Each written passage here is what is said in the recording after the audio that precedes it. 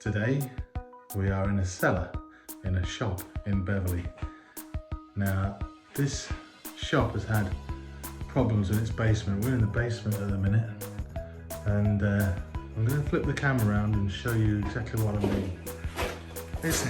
Obviously it's a basement, it's a cellar, so it's gotten damp, and that's through basically a lack of ventilation. It's not been very well ventilated down here, and over the years you can see that there's been numerous attempts to waterproof it.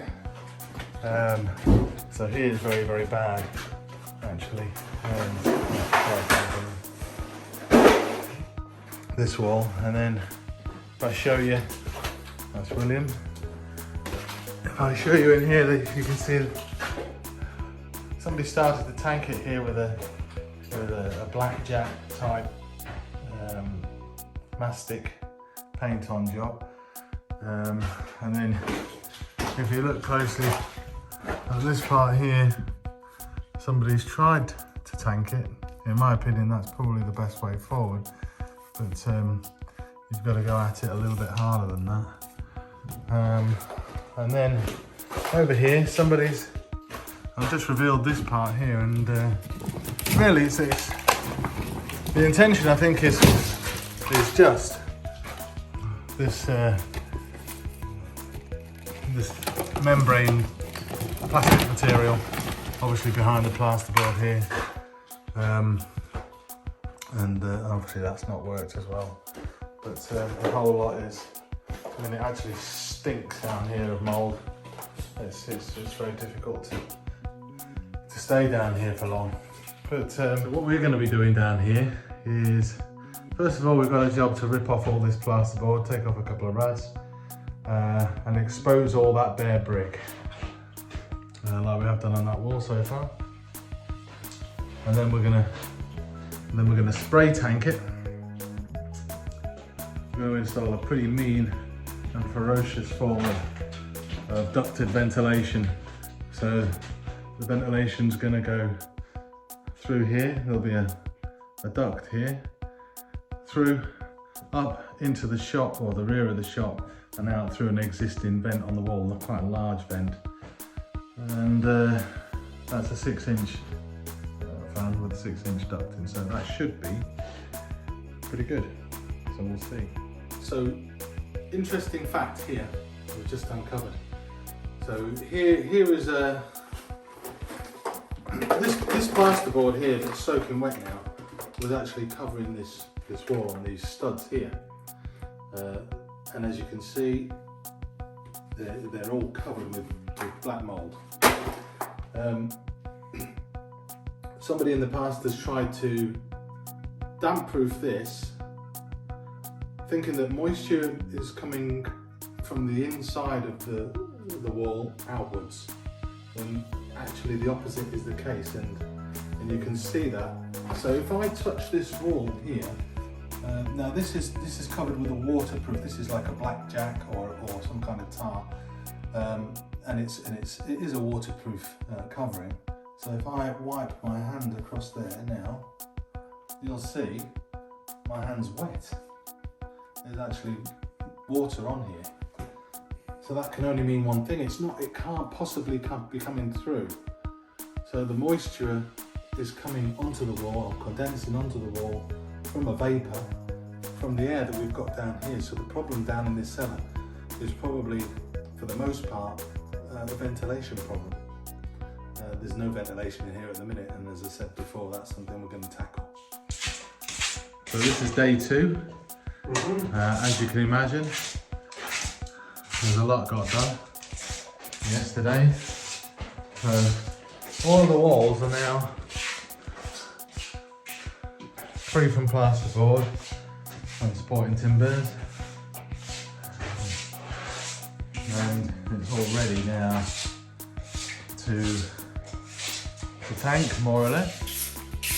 William's just wire brushing down now, getting all the loose and flaky material off the walls.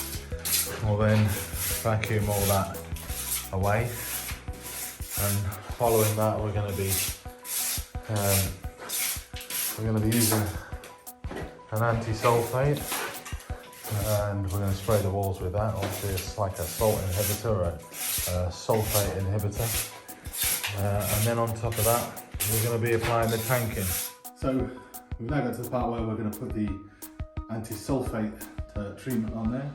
So this is, I think, a German product, so it's actually really, really good. Not the cheapest in the world, but it's very, very good. You only need a very light spray of it because it's so concentrated. So that's what we're going to do now. Concentrating the most on the fairly bad areas, so usually near to the bottom. And we'll carry it around. You can see just doing sweeps, big sweeps. As it's quite concentrated.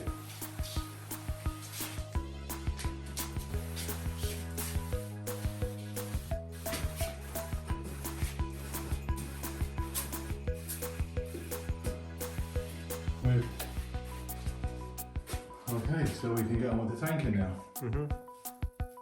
So we've now finally got to the tanking stage. It's a little bit misty in here because we're spraying it, and pretty simple really. You've got to get the mix right, but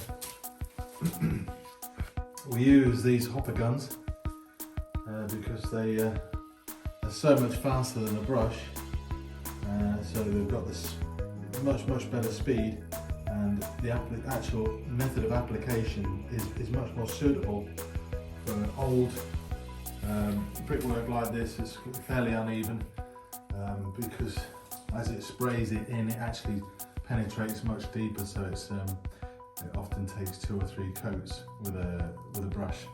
So this is what we do, straight off.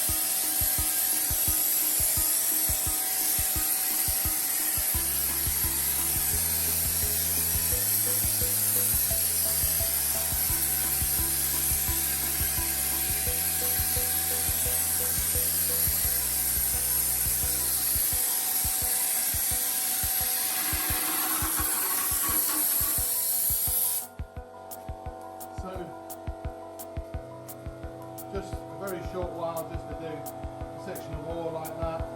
It will probably want misting over again with another coat shortly, but that's it. That's how much one of those does. So it doesn't take very many fill-ups to do this complete cellar. William, just pan around in there, you can see what we've done so far.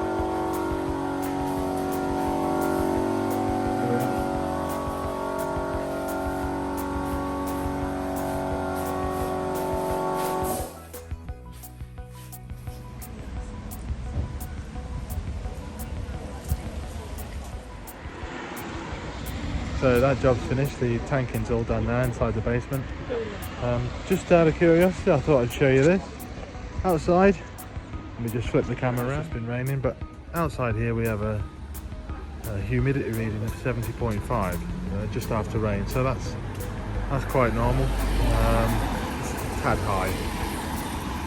So I'm going to take you downstairs into the basement now, and we're going to see what that reading is in there. So we are back in the cellar again, and the relative, this is a green figure, the relative humidity figure down here in the basement, just over 85%, so it's a lot more, and that's why this basement's had so many troubles with damp. So we've done the job down in the basement now. It's all tanked out, all cleaned and ready And as you can see, we're pretty happy. We've got the 6-inch inline fan going behind me there. It's been on a little while, for maybe an hour, and already the relative humidity here is down to 65-66% and dropping. So that's pretty good. Job well done. Just want to quickly show you exactly what we've done in here. So yep, all finished now. In there, if you can remember, it was really quite bad on that wall there. That's all done now. It's all setting off nicely. The shine that you can see on there is actually, it sort of comes with the product really. It's sometimes shiny like that, but it's good. And that's it. So we're going home, aren't we, Will? Just before we go, just wanted to show you this rather large fan unit here. This is all going to be boxed in, and it's obviously wired via a fused switch spur,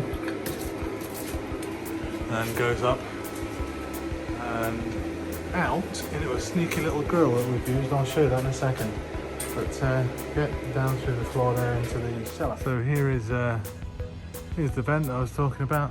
You now exit outside at a decent height. I don't know if you can quite see into there, but can't really see how we've done it. But it's only a 6-inch duct going onto that grill. We've had a bit of a cowling behind there, and that's then mechanically fixed to the grill on the back, so it's a bit stealthy, but it's pretty good hauling, and that's the job.